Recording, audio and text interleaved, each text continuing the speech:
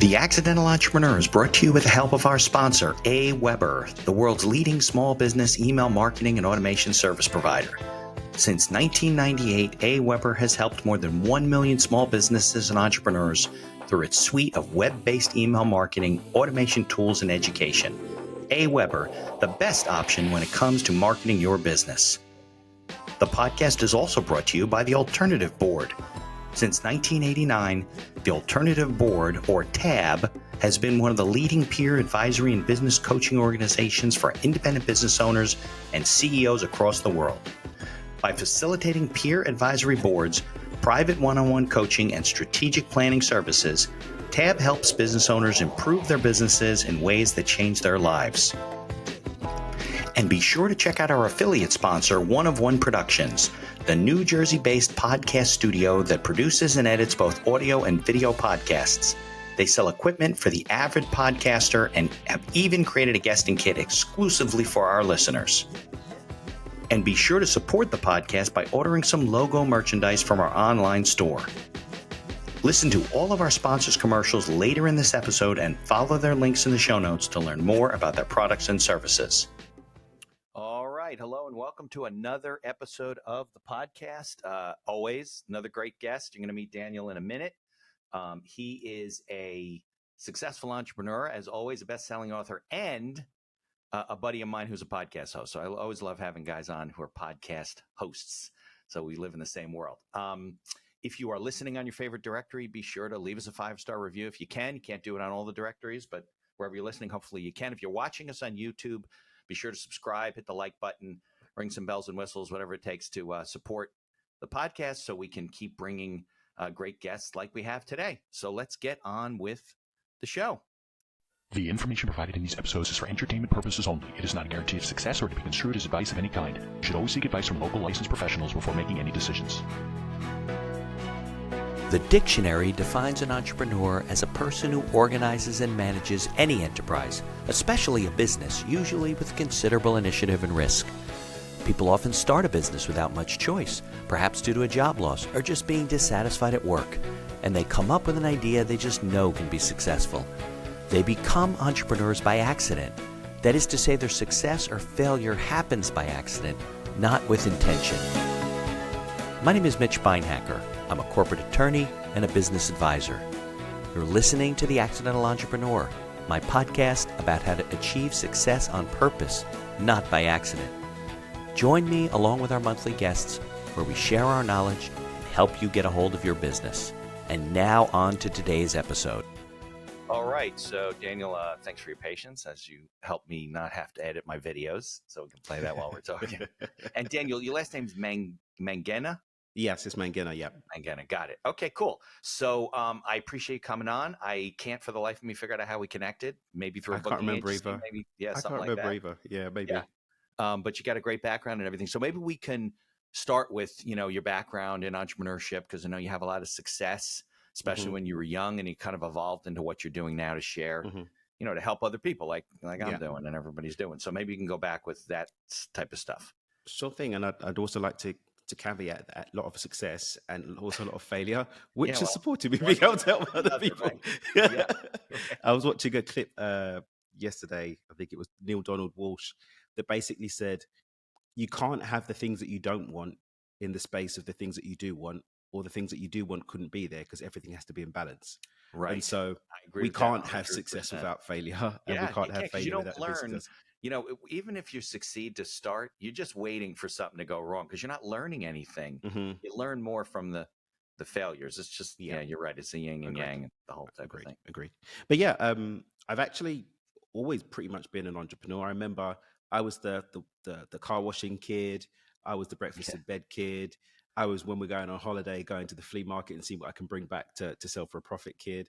I had a tuck shop at high school kid. Didn't finish university, did a year, went off to go and start a business kid. And unfortunately, I didn't have any small failures on that journey. It was kind of like big ones all the way to millionaire, and then lost it, and then rebounded back very quickly. All the way up there, all the way up without any real knockbacks, and then lost it. Then lost it. That was when I was 19, 20.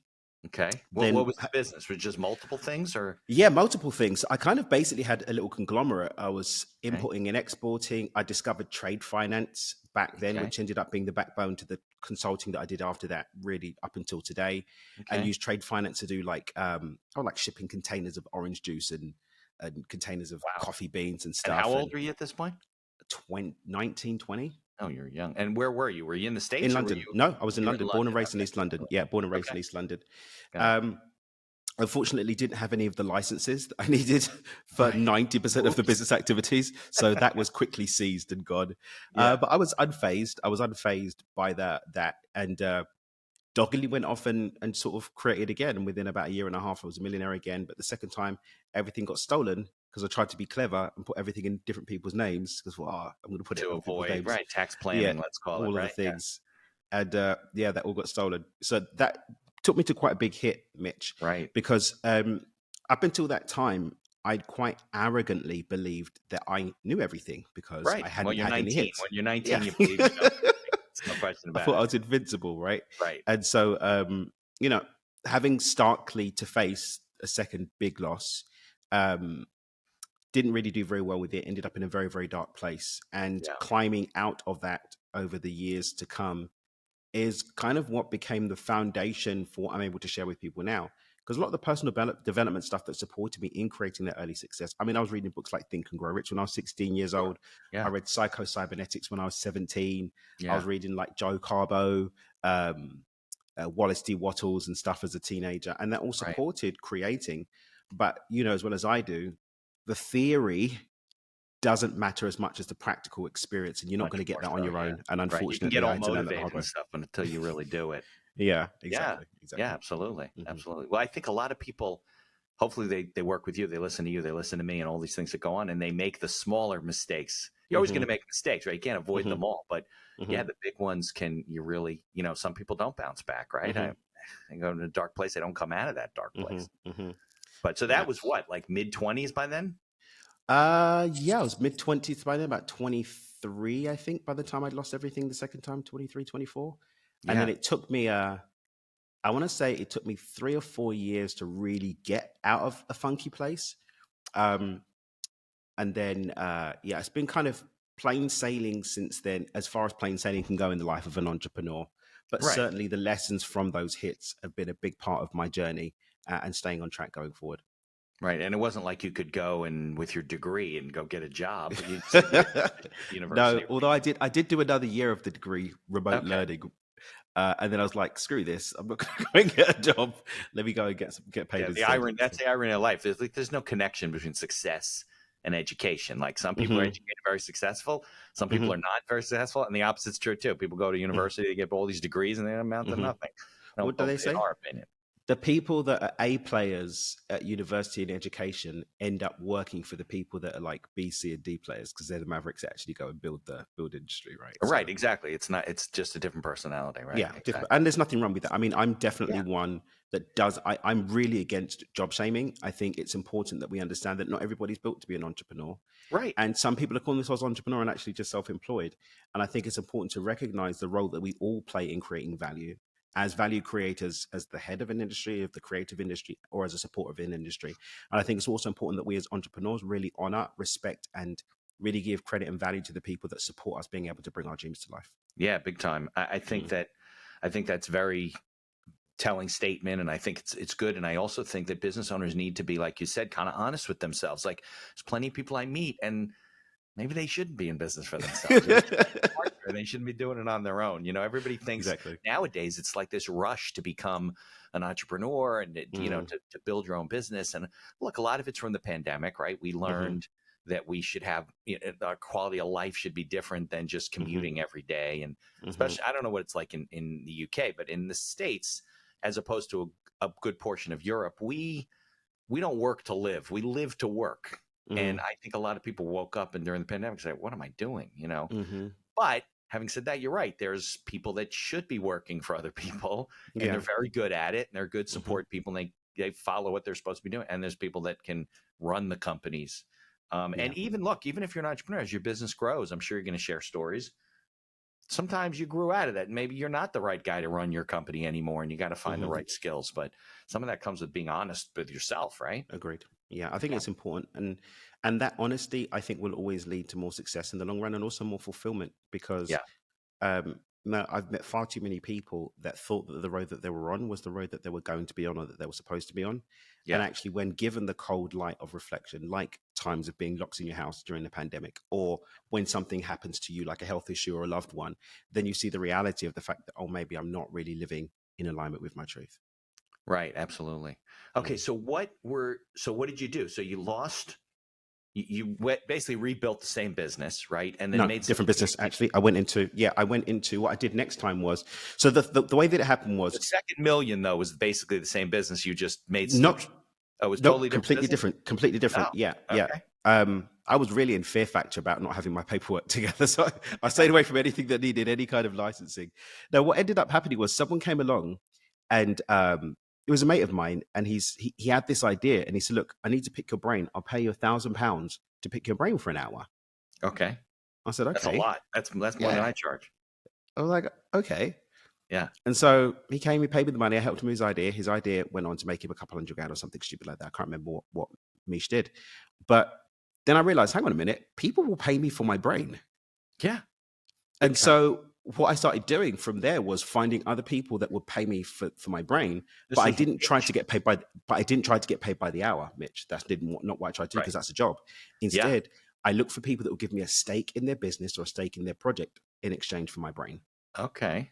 So I used my problem-solving capital to go into different businesses and take an equity slice, or to go into projects and take an equity slice. And that's how I made my next millions. So you built like a little portfolio out of it. Yeah, I bought stakes in different businesses, and that's what I did next. And that worked pretty well. But yeah, tried to be clever and put things in other names, and right. You look after that company with I guess strategic. Look, I get, as a business attorney, everybody says that, Mitch, would you be our lawyer? And instead of us paying you, we'll give you a piece of the company. And a lot of these things don't amount to much. So what was the success rate in terms of, that turning into something for you? So I looked for particular types of projects, right? Number one, things that had hard assets, I really liked. Okay. So real estate projects. Generally what would happen is someone will come to me if they have an idea, but they don't have all of the pieces, or they don't have all of the relationships to make it work. And they needed me to come up with an out of the box solution. To understand. And when I rebuilt the third time, I actually stuck with the same model and built other ideations around it. Just keeping things in your name. Keeping things in my name this time. But to give you an idea of the kind of thing that I did sort of later, when we kind of kept it more pay me a retainer and give me fees. Yeah, was there's a guy called Andy, and we had a referral partner that would bring us clients. It was a financial advisor in Kent. Okay, and Andy had a scaffolding business. Yeah, he had an investment property. He had his primary residence, but he had no experience as a real estate developer. But he came upon an opportunity to buy a piece of land and to develop this piece of land out. And he was pretty sure he could make some money on this, but the bank wouldn't give him any money because he had no credibility. He had no credibility. Right. So Tony brings Andy along to me. And this is what I did. This is the kind of, this example always gives like a flavor of how I would solve problems. Good. Perfect. So the first thing that we did was we got a bridge loan to purchase the land. Okay. We cross-collateralized the equity in his investment property to cover for the deposit. So we got that no money down. Yes, in his investment property. Okay. I then got a development lender to, we had one more piece as well.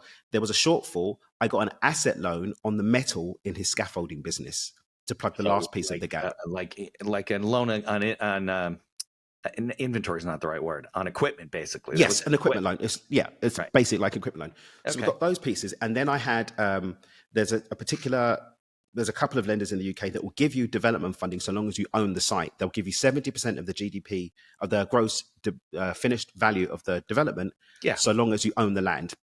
Right. And so that's what we did. Loan. Right, sure. Yeah, so we got him a construction loan. Right. So we got him the whole deal, no money down apart from the fees that he paid me, and then I got kickbacks on the asset loan. I got a kickback on the bridge loan. I got kickback on the development finance. I got kickback on everything. Yeah. So yeah, that's the kind of thing that I did when we moved into the third iteration of consulting. But yeah, that's kind of stuff I was doing. So we'd have people like, I remember there was this one guy, he was an ex NBA player, and he had a project that he wanted to do, Hmm. a couple of million, but Yeah. he didn't really have that much asset wise. He had a real estate portfolio, but he had some shares that were, I think they were called pink slip shares. So they Yeah. didn't have a final market value because they were Right. Pink off slips are market. like not traded on the markets. Yes, They're the but I was penny stock, able, basically. exactly, but we're Yeah. able to insurance wrap the stock, the Oh, stock, and then got a loan against that. That yeah. got him off the ground, and then I got a piece of the project for making that work. Yeah. No, so So most of that's that the kind of creative thing we're doing. financing people don't Yes. understand at all.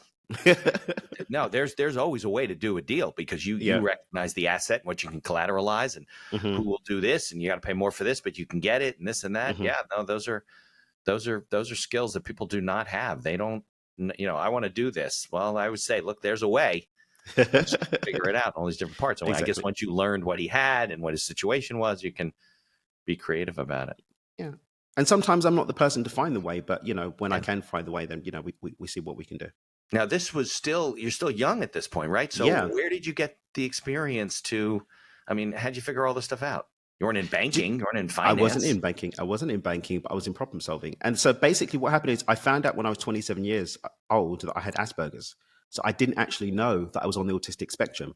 So my Right. brain works a little bit like a computer, but I didn't know that that's the Right. skill that I had. But Yeah. that skill was coming out sort of accidentally from an Right. earlier age. Yeah, because then you're getting really focused on one particular thing, and then Yeah. yeah. Hmm. Yeah, well, superpower, right? There we go. Yeah, absolutely. Okay, so that's what you started doing. You started building that consulting business, and Yeah. you were getting more fees then, as opposed to taking pieces of Yeah. businesses. Yeah, since we got back in the saddle with that, I got that business going really, really well. We started to do more mainstream stuff, mortgages and remortgages. We found pipelines of clients for those. We had since about 2000 and I want to say 16, we partnered up with a really great company down in the south of Spain. They were getting ex-repossessed bank properties, and we're doing deals with them and helping people build out portfolios in Europe with little to no money down, and just really Yeah. cool, fun stuff like that. A lot of it was creative real estate financing, Yeah, I mean, construction. it was a bit easier on Yeah. the Spanish side, especially when it's repossessed because it's so far below market value.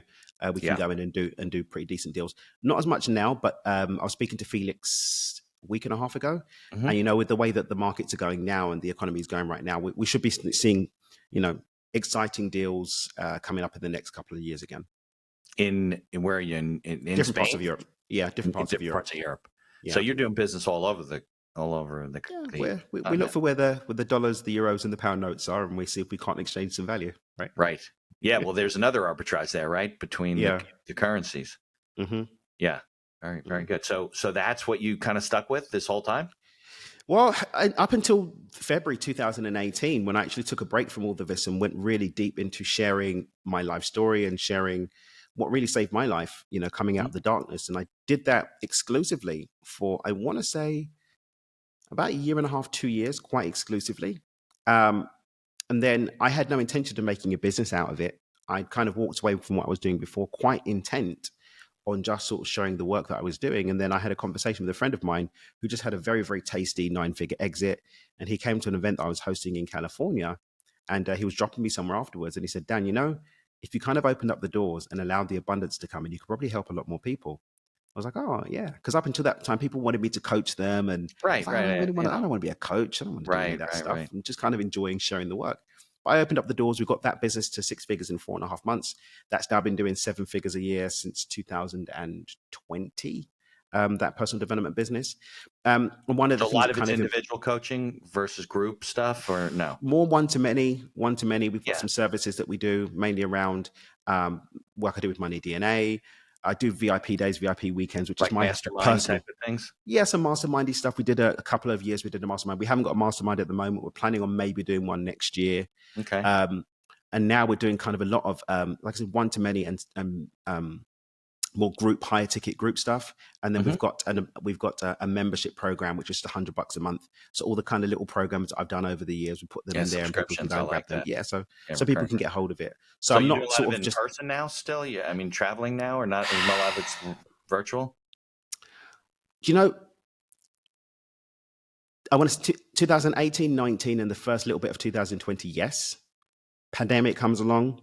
Right. Obviously not. Right. About halfway through the pandemic, Mexico was a lot more open. So since 2021-ish, we've been doing stuff in Mexico in person. Okay.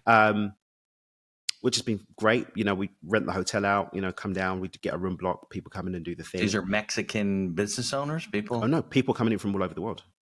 Oh, it's just that it's more open there and easier to get to what, like one of the resort cities or something? Yeah, and because, I mean, most countries, they were closed down. Like you couldn't go to a hotel because hotels were forced to stay closed. Whereas, you know, down in Cabo, where I've been since 2018, it was open. And so we could do that. But this year, I mean, I'm really kind of coming more back to my entrepreneurial roots. The personal development business really runs itself. I've got a team of coaches that do the one-to-one coaching. They do the group coaching. We've got a lot of stuff automated now with the online programs and stuff. That business ticks away. So what did you do? You, from a business planning standpoint, you developed a methodology, right? And then you created like training manuals and materials and processes. Yeah, my head coach, Leah, actually helped me develop that. And so, you know, we've got a team of coaches that deliver those. We're thinking about maybe doing some kind of certification. I might do that. I'm not really sure how I feel about it. I'm kind of sitting with that. But we're definitely training them, even in terms of the virtual events that we have been doing, which is the train of thought that I lost. Virtual became easier. So I kind of enjoy the virtual now. Well, you also access other people that can't necessarily travel and they can learn from bigger audience, broader group. Yeah. And technology is great now. You know, there's some great studios. I'm in Dubai right now. There's some great technology you can do now with studios. We can even see the people, like big chunks of people on larger screen and stuff. And there's great technological support. So I may continue doing that. We'll see. We've got one sold out retreat that we've got for the back end of this year in October. That's a private retreat for people that have been to our work before. Other than that, I don't really have much plan that I'm going to be doing this year. Potentially working on another book, you know, in talks with a quite a big publisher to do another book. So I'm kind of leaning back into entrepreneurship a little bit more now. I've been doing more stuff with the real estate, working on a project. My family's got a gold brokerage business that does very well. Gold, like gold? Yeah, physical gold. Precious metal, yeah. Yeah, so basically the whole premise behind that business is if you're a small scale miner or an aggregator in, you know, a developing country, you can either try and convince people to come to your country to give you cash, which they're probably not because they're scared. Nobody wants to go to the jungles of Guinea and hope that they're going to get out with their cash, right? Cash through the jungle, right? Right. Or you bring it to us here in Dubai, and we'll meet you at the airport with a secure courier. We'll take you directly to a refinery. We'll get it refined out. We'll get you paid within 3 days, and you can leave with your money in a bag or in a wire transfer. And it's very, very clean, and we take a cut for that. So, that's very, very clean business. Do that, Daniel? Because they want to invest in gold. No, they want to get rid of their gold, but they want somewhere safe to do it. So many times people have been told, I mean, I've seen this in the past as well. People that have come to us, like my cousin lived in, like we had one guy from Tanzania, and he had a little mining operation. He's producing, 5-6 kilos every month of gold. And his cousin told him to come to London and said, "Oh yeah, come to London with the gold and I'll take you somewhere to sell it." They were going, his cousin didn't have anywhere. He was just trying to chance it and go into like gold dealers on the street and say, "Will you buy my gold?" And I was like, "I'm not going to just buy your gold. Like, what is this thing?" It's just like, it's ridiculous. Just nuggets, not even refined, not even in dory bars. They don't even, So, but you bring it to us, we'll take care. We'll take it's not like 1826 and you got, so I have gold. Do you have pounds? It's like, does it really work? Yeah. So we do that. And we're working on, we've just literally finished putting the finishing touches to a gold acquisition service now, where we're bringing the other piece of the puzzle, the people who want gold at a discount. Invest in gold. But you don't want to go to the jungle. You give us a letter of credit. Against the security of your letter of credit, we'll go out to the jungles where we've got relationships. We'll buy the gold. We'll bring it to Dubai. We'll refine it, and you can come up, pick up refined gold bars in Dubai. So you literally take possession of the gold. Yeah, we'll do it. We'll do everything, and then you just come and pick up. That? What do you just walk with a suitcase that goes through? Normally, there's gold bars, and now we don't care. No, there's couriers like Brinks Matt and G4S. And there's a couple of other couriers. They'll ship it for you. So you in Dubai now? I'm in Dubai right now. Yeah. So that's where you run most of your businesses from there? Not really. I mean, this one runs from here. I can do meetings and stuff from here. If I need to pop somewhere, this is a lot more central. So I'm here probably for another month or so, and then I've got some bits to do around Europe.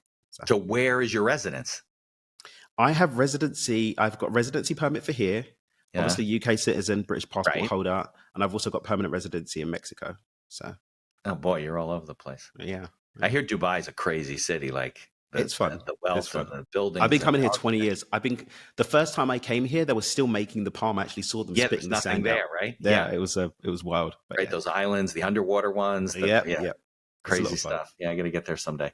All right, so so you're a real entrepreneur. You got all kinds of things going on. I wanted to make a comment before. What was it? Oh, I think that a lot of people that have personal service businesses, right, where they're consultants or they're advisors or whatever, I don't think that they see, hey, I could equip this business so it can be actually a business and not just me.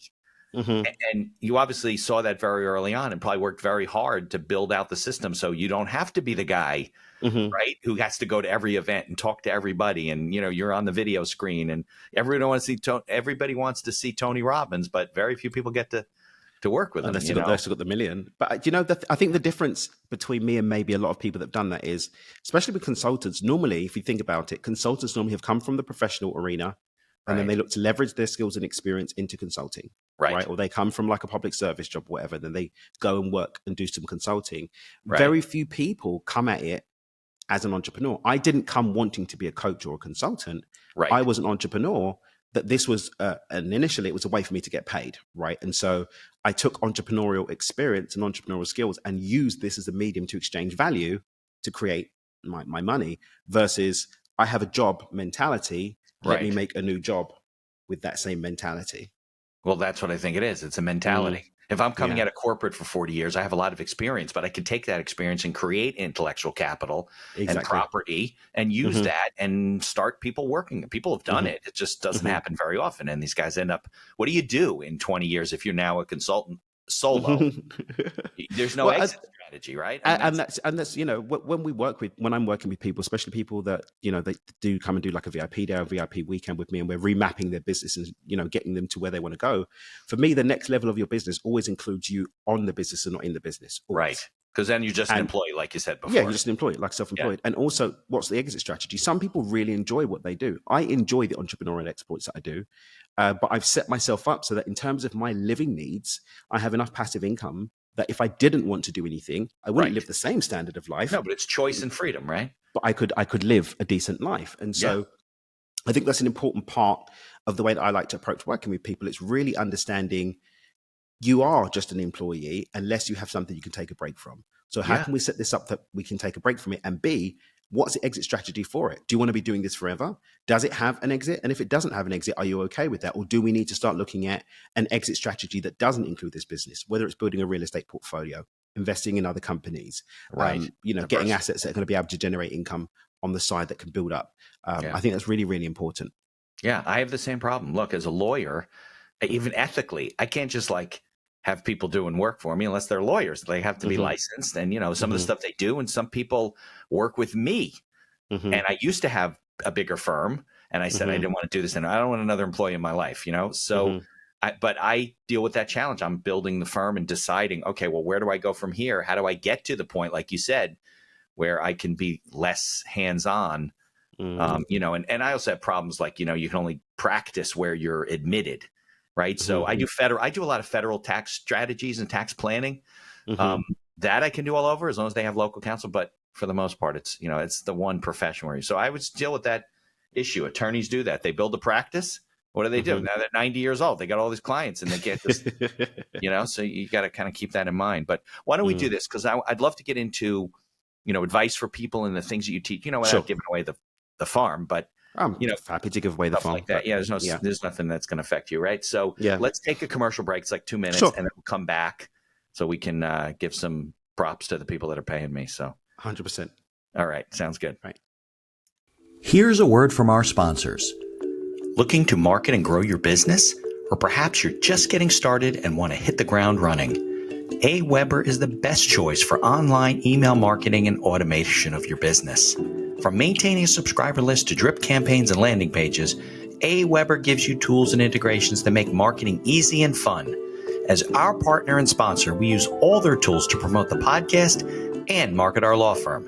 AWeber, the best alternative for online marketing. For over 30 years, the Alternative Board, or TAB, has built a thriving community of forward-thinking CEOs and business owners who want to radically improve their companies.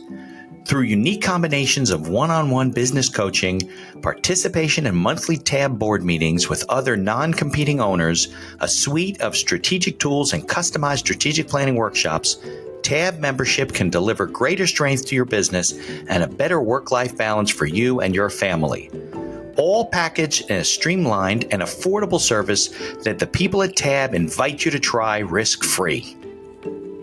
Maybe you're looking to get into podcasting, or you just want to market your business. Maybe you want to do it for enjoyment, or because you have a message you want to get out there. One of One Productions is a New Jersey-based studio just over the George Washington Bridge that caters to the booming business of podcasting. They offer a comfortable atmosphere using the latest technology available to record your podcast. And they are a full-service media company offering both audio and video production services, creating both audio and video podcasts, as well as video shorts for business and personal use. Professional audio equipment packages are available through their website for all budgets. And be sure to check out their podcast guesting kit, created especially for our listeners. Follow the link in the show notes to learn more about all of our sponsors. And now back to our show. I think it's great that with technology and everything that we can do this, connect where you're on the other side of the world from me and we're talking, we're putting out this content, because I think it expands people's understanding of what can be done and what they can do with their business. A lot of people I know locally, we live in our little fiefdoms and our little worlds, and they don't think of I guess maybe in Europe it's a little bit different, right? Because you're more of a global. I mean, in the United States, it's the United States, right? You stay where you are. Maybe you do business in some other states. Maybe you don't. You do need licenses. Sometimes you got to be filed in those states. But, it's not usually multi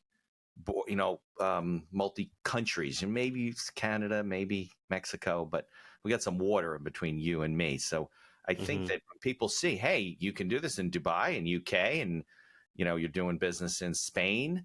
Now, was it difficult? Do you speak Spanish? Spanish. Well, I did Spanish in high school, so I had a rudimentary grasp on it. And I've always had Spanish-speaking friends close to me, actually. One of my best friends, Pablo, that I played music with, he's Nicaraguan.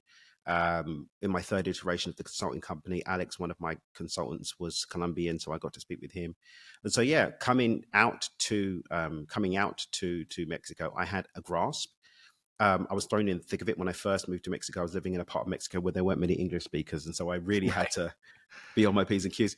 But Cabo's a lot easier because a lot of people speak English, right? Because it's more of a resort community. Yeah, it's more of a. But what about in Spain, though? You said you were doing real estate work, right? Yeah, but southern Spain, Spanish, yeah, but Felix is fluent. My partner over there is fluent. Him as your partner, yeah, right? So Felix is fluent, and southern Spain has got quite a large expat community from the UK, and so there is provision enough to get by. You can get by if you don't speak Spanish, to be honest. Yeah, because I have some clients that have said to me, we're doing, let's say, a deal, and they said, oh, the guy's putting up collateral, let's say it's a private mortgage or a lending deal, right? The guy's putting up collateral. He's got property in Italy. What do you think of this? I go, I don't even know if this is real. It's Italian. You better get, and it turned out it was fake. It wasn't fake. It was like an old deed, and it had been transferred several times to other people. Well, I had to get, you get to call a title company. They don't know Italian. So I had to find an attorney and get it translated and the whole thing. And it could be crazy dealing with, other languages. That's important. I mean, much to your point there, Mitch, is really important to have local intelligence, right? Really, really important to have local intelligence. I think far too often people jump at opportunities and don't take the advice of others. We were speaking before about failures. I think one of the greatest gifts that came to me after losing everything, building up this time around, I think one of the things that's kept me without having to need a big failure of my own is because I'm so diligent now. I've learned humility and learning from the mistakes of others, whether that's remotely, like people can learn from my mistakes, listen to this podcast, be like, hey, let me make sure before I go into this enterprise that I know what the local landscape is and what the legal requirements are so I can have my paperwork together so it doesn't get taken. Right. Yep. Let me get a lawyer to make sure that any paperwork that I do have where something's entrusted with someone else is taken care of and that's locked tight. So people don't have to have that big loss. Let me make sure if I'm doing business in another country, I understand whether the deed is real or not. Because you don't know what you don't know. Exactly. Yeah. But I think that's a really important lesson for not just in entrepreneurship, but in life. In life. That local intelligence, be open to listen. One of the biggest things for me now is investing in personal development, investing in mentorship. For yourself, you mean? For me, yeah, Yeah, 100%. of course. I spend 6 figures a year, multiple 6 figures a year Yeah, on my all the personal guys development, that do coaching, what beginner you macros. do always invest more in personal development than anybody that I know. But you know, the path that I've gone on, and you know, the hits I've taken that have come from really not having that, it's really encouraged me to see that that's been a big part of my growth and thriving, really. Yeah, and ultimately your success. All right, good. So I'm excited. So let's talk about the stuff you're doing now, Yeah. you know, the things you see that people do wrong or right, and all the advice you give, and how you do bring, because we're really talking about abundance today, right? Yeah. And the whole, what's the word? I believe in like positive energy and, you know, attraction, right? That's the word I'm thinking of, right? You attract negative things, you're worried about stuff, you attract them anyway. Exactly. You want to keep them away, you attract it. So how do you do the whole abundance thing? So I'll let you take it over from there. Well, I think for me, so when I define abundance, what I'm really talking about is the idea that we move through different stages in our life in terms of our resources, mentally, physically, and emotionally. That's not just money, that's your energy, your time, your life force, your health, vitality. And so I believe the bottom of that is scarcity. I don't have the mental, physical, and emotional capacity to live life on my own terms. That could mean that I'm making a lot of money, but it's costing me burnout, it's costing me relationships, it's costing me time. I've got all the money in the bank, but I've got no time to enjoy it. I've got no quality of life to enjoy it with. Right. Then we move into stability, where my needs are met by my resources, mentally, physically, and emotionally, but it requires an exchange of time and energy in order to do so. So that could mean that my incomings meet my outgoings. I've got enough time to do my hobbies and so on and so forth, but only if I keep working. Right. Then Once we move into freedom. Stops, you're in trouble. Then you're in trouble. Right. Which is what a lot of quote unquote entrepreneurs have, which you're of self-employed. life. You can't take a break. Lifestyle, right? Yeah. Then we move into freedom, where I've got that same ability, but it doesn't require my time and energy in order to do so. So that could mean that your business operates mostly by itself. You still need to be on top of finger on the button. Even if you are completely passive, you should still be checking your financial statements. You still You should can't be just checking on your team. Close your eyes. Right. That's ridiculous. The worst things happen. Definitely worst thing to do. And then we move on to abundance, which is where my needs are met, but there's also overflow without me, so that I can be of contribution without thinking about my needs not being met. So that could mean that if I want to dedicate some time to my favorite charity or to spend time with the kids or with family members, I can do that without worrying about whether my things are going to be taken care of. Right. If I want to give my energy or life force to help a friend or to help someone in need, I can do so without wondering if I'm going to have enough energy for myself too. So abundance for me, it's having sufficient overflow in my time, my energy, my resources, mentally, physically, and emotionally, for me to be of contribution to others without thinking about my own needs being met. Right. I find when you give back, it's like a pay it forward type of thing. You get 100%. Back. It's just the way it is. 100%. I think people that don't do that are short-sighted. They just don't 100%. Get it. Yeah. The more you give, the more you get back. The more you get. And I think that's one of the fastest ways forward as well. And even when you look at business and entrepreneurship, everyone that's got big enough, you go and look at the top list, the top richest people in the world, even if you don't like them, they are that rich because they've given away enough in value to others that they can receive back monetarily. Right. Walmart revolutionized the way that we do grocery shopping. Microsoft revolutionized the way that we use computers. People like Warren Buffett have done that on a micro scale across multiple companies, growing the value within those companies, creating jobs, contributing to local economies, and so on and so forth. They've all done that. Yeah. And that's how we win. I think you win by pouring into others with value. And the people that win and sleep well at night are the ones that pour more out in value than they're expecting back monetarily. Okay. So I'm listening, right? I'm an entrepreneur. Mm-hmm. Maybe I'm, like you said, like a lot of people, you're just paying your bills. Mm-hmm. And if it stops tomorrow, like you can't work, you don't have a lot of runway. How do you get started? Mentally, I guess it's important, but. Yeah, 100%. I think one of the things I always encourage people to do first and foremost is start to look at where can I trim off time and energy that's going into things that aren't even doing anything anyway. So what I mean by that is do an audit of your activities, track your activities for a week and ask yourself. Time management, we're talking. Not even time management. Just look at your activities and ask yourself, which of these activities are actually contributing to the goals that I have for my business? Right, are they just a waste of your time? What's a waste of my time? Like what's increasing my sales or bringing in the sales, right? Right. What's supporting the delivery of services or products to my clients? What's going to empower me to be able to improve and stay ahead of the game? And then, because immediately, if we want to, the thing that keeps the lights on is money, right? So Unfortunately, yeah. what isn't directly supporting bringing money in, and then as you start looking at those activities that are actually working, drop the ones that don't, and then go to the ones that are working and say, which ones do I have to do? Because at first it's going to be stuff that you have to do, but at first Yeah. there's going to be some things that you can probably outsource. Okay, I don't need to do that. I don't need to do that. I don't Right. need to do that. I Like that enjoy still doing needs that. to be done, but I don't have to do it. I don't have to do it. Yeah, people And now you're feel going as to chop your entrepreneurs they labor got to do time off. everything, right? I mean, they're just like, oh, I have to do that. Oh, it's easier if I just do it. Nah, probably not. Probably not. No? And you're probably not even doing the best. I mean, one of Right. the things I see as well is people from a place of scarcity and fear of not having the resources to pay people try and do everything themselves. And actually, I heard this verse from my sister, but I don't remember where she heard it. But she said, if you haven't got enough time to do it twice, you haven't got enough time to keep getting it wrong. So take the time to just get it done properly the first Right. time. You have to take you half the time. Right? No. And that might mean giving it to somebody else. And so, you know, a great misconception is it's more expensive to hire people. Actually, probably more expensive for you to be wasting time learning to do something. Correct. Your And what time I is always valuable. encourage people to do, work out how much your time is worth. If you look at how much you optimally working, how much you are worth an hour in terms of the revenue that comes into your business based on your direct interaction, you'll Right. get a price per hour. And it's normally a lot higher than you think it is. And then you just make sure anything that I can hire someone else to do that's less than that, Yeah, don't hire do somebody $20 else. an hour work when you should be doing Don't do it. $200 an hour work. Exactly. And Yeah. then guess what? If you're getting rid of all the $20 an hour work, you've got more hours to go and make those $200. Right. Absolutely. And also you get the scale and leverage of more things being done in the same period of time. So I've got about 20 something members in our team that do different activities, and I like to specialize people into specific activities. Yeah. And that means that every hour I have the potential for 20 hours of work being done. Right. That means I can get 20 times the things done in a week. Right. And it doesn't cost you 20 times your time. No. Not even. No, there's absolutely And not. actually, there's a scale and leverage of revenue if you're directly making sure that everything that you are paying people to do is leading specifically into generating revenue for the business or supporting people that we're already serving so that they become rock star clients of ours that want to be rock star supporters of ours that want to go and tell other people about the work that we do. And I do Right. that with all my businesses.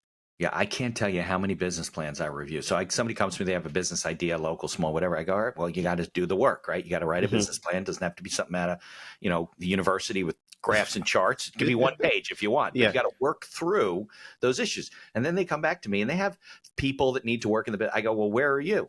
Well, I'm going to make money on the business. I go, yeah, but if you don't account for yourself and your time, you can never replace yourself because the business can't support to pay you. There's going to be no profits. You got to figure out how much you're going to pay yourself and how much you can pay the person that you replace yourself with, or you're never going to get. Then, like you said, you're just employed by a business you also happen to own, and it's a miserable existence. And people miss that. Like maybe there is no profit in the business that you're trying to create, and you don't realize it. Right. Which happens sometimes. Right. And, there's so many times when, people have come to me with a model, they've come to me with a problem that they want to solve. And my sister even did this the other day. Her and her friend, they had what sounded like to them like a genius idea. But, we spent 5 minutes pulling it apart. She's like, yeah, this isn't a very good business idea. It's not a very good business idea. Right? Because you give advice. So people want to, Daniel, I have this great idea. We're going to do this. And this. You're like, well, how are you going to do that? And, do you know you need to have a special license to do? I tell people that all the time as a lawyer. You can't just be making food out of your house. Like there's board of health that don't. Oh, you're going to need a commercial kitchen for that. And it might work, but oh yeah, that's too much work. I don't want to do that. Like it's just crazy. But and do you know what's great about that, Mitch, as well, is that those conversations will see who really, really wants it. Yeah. Because for someone to say, I need a commercial kitchen, well, have you gone to see what the options are for you to maybe rent out a commercial kitchen space? Yeah. Right. Or to partner with someone who's already got a commercial kitchen. Yeah. And maybe actually you can save more time by having them and their team do the work and so on and so forth and you focus on your skills. But the person is like, oh, it's going to be a bit of work. Oh, I'm not going to do it. Maybe you should stay in the job then. Exactly. I have a friend who she has a business that's basically a not farm to table. They deliver, like they take in from the farmers, right? Local Yeah. grown and stuff. And then they put together these boxes, fresh boxes, whatever. Oh, And yeah, I've there's seen a that. delivery service, right? Yeah. So she Amazing. started this thing out. She asked me for some advice. I said, you better make sure you can do this like out of your house to start. You don't have a warehouse, whatever. And she was able to do it as long as they weren't cooking there. They're packaging and stuff. Now they have a whole, they've grown the business and she's relentless, right? And she was just in love with helping the local farmers. They eventually bought their own land. I think they do farming too. But Amazing. And during pandemic, forget it. The business went through the roof because everybody's home. They wanted to, they couldn't. There were no restaurants buying from these farms. So there was an abundance of stuff for her to sell. Her business has been out of control. But she took the time to figure out all of the issues because she's dealing with food and sending it to people's homes and things like that. But she knew it could be done. It was just a question of how to do it. And other people have tried. And like you said, they just don't want to do the thing. This is what somebody told me this a long time ago. Successful people, this must have come from like a speech that was given 100 years ago and somebody's passed it on. Successful people do the things that unsuccessful people are unwilling to do, not unable in most cases, but unwilling unwilling to do, And you're right. It does take the right personnel. Maybe you should just get a job. We all need employees. So yeah. And there's no shame in that. And I think when you take the shame factor out of it and realize that being an entrepreneur is not going to be an easy road for you. It's going to be a harder road. You got to deal with people. You got to deal with stuff. Yeah. You got to deal with you got to love it. It's hard work. There's problem solving all the time. Like, especially for people that have got multiple things. Like sometimes I can have like 4 or 5 problems that kick off on the day that have to be met. Of course. With solutions. Right. And you have to be ready to do that. Yeah. And have the team and the support to be able to do so. Yeah. Well, that's why I think a lot of your system helps because you got to stay on track. Like if you have, like you said, you figured out the things that you should be doing and not doing, and then the fires happen. You got to be able to stay on track, get the things done you want to get done, and still kind of deal with the fires. Or else you just the end of the week, you'll be like, oh my God, I did nothing. Exactly. I got nothing done this week. I can't as a lawyer. I you hire me, I got to get your work done, even if there are fires that come up in emergencies and everything like that. Exactly. So what's on the slate next? What do you got coming up? You got something coming up? You said in Mexico or something? Yeah, but that we got that one, but we sold that out as a private. It was kind of like we only invited people that have been to retreats of ours before because I'm potentially doing this new book, so I'm going to be doing the material from the new book at that retreat. It's in October. I've got a lot of fun stuff. What's the theme of the book? It's based on. I can't really go into details because we're still getting the proposal together with the publisher right now. Yeah. But it's to do with the subjective nature of reality. Okay. And using scientific research. So I recorded a documentary last year, filmed a documentary, which we're just doing the final edits and the score for right now. We've signed a deal with Amazon to get that out. And with that one, I interviewed scientists and we basically scientifically interrogated the concept of manifestation. And so I'm very, very hot on things having a tangible use. Like it has to be, something's real. It can go up, stand up to interrogation. And so we interrogated this whole manifestation thing that everyone's talking about, like power positive thinking, power positive thinking, all of that kind of stuff. I was like, where's the science that sits behind this in terms of the brain? I love it. Yeah, of course. But not like general science, but like us, like me as an individual, my brain, what's happening, my mind, and we've got a tenured neuroscientist, we've got a neuromedical biochemist, we've got one of the scientists that worked on the MRI machine who knows brains inside and out. And we've really looked at the brain and at that as the tool that we're using to manifest stuff and whether it's real or not. And so we're taking that, we're going into the subjective nature of reality and some other really cool stuff that I can't really, the spicy bit I can't really talk about. Yeah, no, when is that going to come out, you think? Be available? Because it's going to be with a major publisher, it's probably going to be 2 or 3 years. But that's the book. But what about the documentary? Is that available? Oh, the documentary will be any time in the next quarter, probably over the summer. We've only got. I mean, we signed the distribution deal already. It's just the score to finish and the last bit of editing. So it's the last bit of editing, right? Yeah. So like at some point over the summer, I would like to think that by August we've got it out. We did want to get it done the first quarter of the year, but we had a few delays with our editing team because they're working on another project. But I'd like to say that by August we should have that out, be on Amazon. Cool. Well, definitely keep me on your mailing list. I'll put it out to all of our listeners and say, hey, appreciate that. Daniel was on, and actually, by the time this episode comes out, it probably will be out. So people okay, brilliant. We'll keep show notes at that point. You can watch it, right? Exactly. Yeah. All right, where were we? What were we talking about? I love all this stuff because I am a big believer that, it is power of positive thinking is because it does there is chemical things that go on in your brain when you're positive versus negative. There's no question about it. So 'cause I see it all the time. Yeah, it'll be interesting to see what the video does. So how can, first of all, in terms of people out there listening, right? If they want to interact with your company, with the whole system of, I don't know, signing up and listening, how do they do that? Where in terms of dreamwithdan.com, I like to keep it really simple. Dreamwithdan.com, you can see I've got my podcast links there. I write for Entrepreneur Magazine. You can find, my articles there, or you can, in fact, if you go, learn just about type your my name events into there Google. too? Yeah, you can learn about events and virtual stuff that we'll be doing. You can hop on the mailing list. We've got a free resources page. You can track me on social media. All of that's on my website. But dreamwithdan.com, really easy to remember, and everything's on there.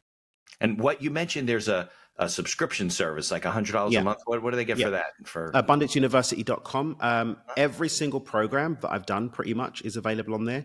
It starts at $97 a month. We've got a higher level that comes with the group coaching. I think we've got 1 or 2 sessions a week of group coaching you can go in on.